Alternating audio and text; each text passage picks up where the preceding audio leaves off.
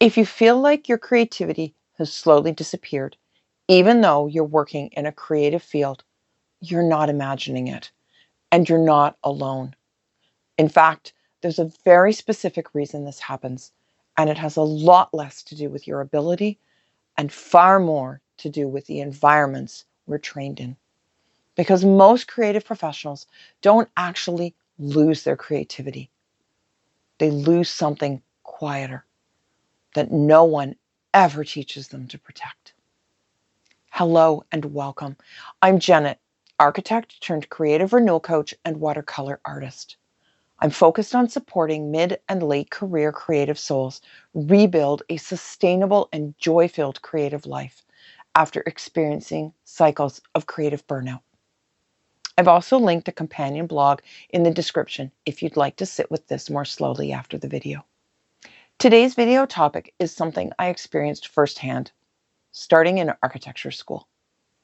You arrive at design school thinking you're creative. At first, it feels exciting. You're immersed, you're growing, and then things shift, and you realize your time is no longer your own. Long studio hours, constant deadlines, gutting critiques, and an unspoken understanding that you're expected to give far more than you actually have. So creativity becomes something you do on demand over and over again. And somewhere in that process, it stops being something personal and starts becoming something transactional. Looking back, I realized that I didn't lose my creativity. I lost my ownership over it. It became something I used for projects, for deadlines, for other people's expectations, but no longer something belonging to me. And when that happens, even though you're still creating, you can start to feel strangely disconnected from it.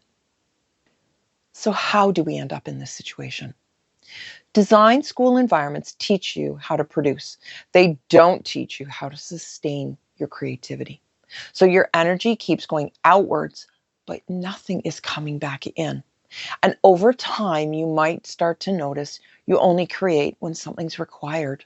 You forget how to create for the pure joy of it, just for yourself. And when your creativity is always being used and never replenished, your creative spark starts to sputter. What I didn't understand at the time was that creativity doesn't survive on intention. It survives with small, repeatable ways of returning, especially when your life is full. For me, the shift was actually quite simple once I got my head around it.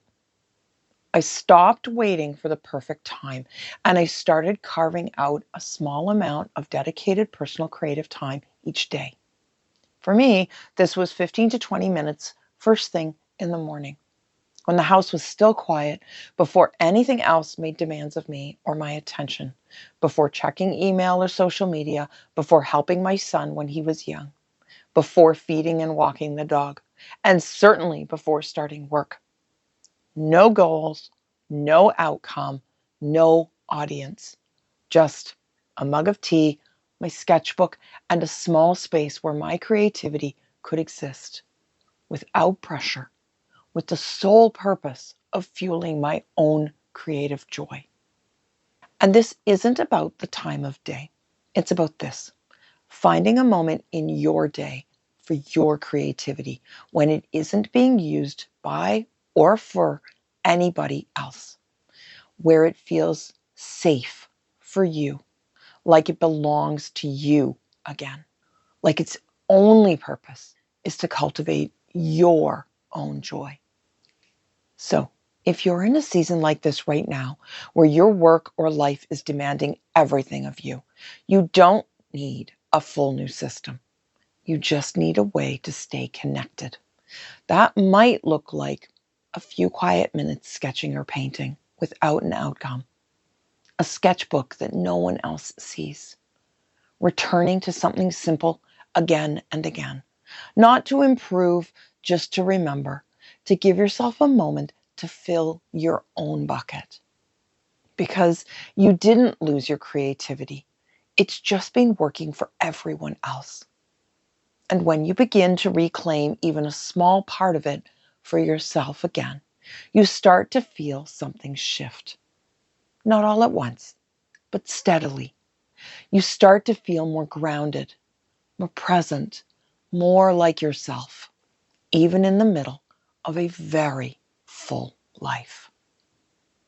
If this resonates, you might take a few moments to reflect on the following. Ask yourself, when was the last time I created something that was only for me? And what would a small moment of returning look like right now? Take a few minutes to sit with this. There's no pressure to come up with perfect answers. If you're starting to recognize this stage for yourself, wanting to create but not knowing how to begin, I've put together a simple reflection guide to help you understand what's actually getting in the way. It's linked in the description. And if you'd like to stay with this kind of work a little longer, I share deeper reflections and practices through my newsletter. This is a quieter, more personal space. And you're very welcome to join if that feels supportive. If I could go back and tell my younger self one thing, it wouldn't be to grind it harder. It would be this. Don't wait until you're exhausted and burned out to create something that belongs to you. Even small moments matter, because creativity isn't something you want to put on a shelf to collect dust until you can come back to it someday. It's something you want to stay in a sustaining relationship with, gently, consistently, and in ways that are your own.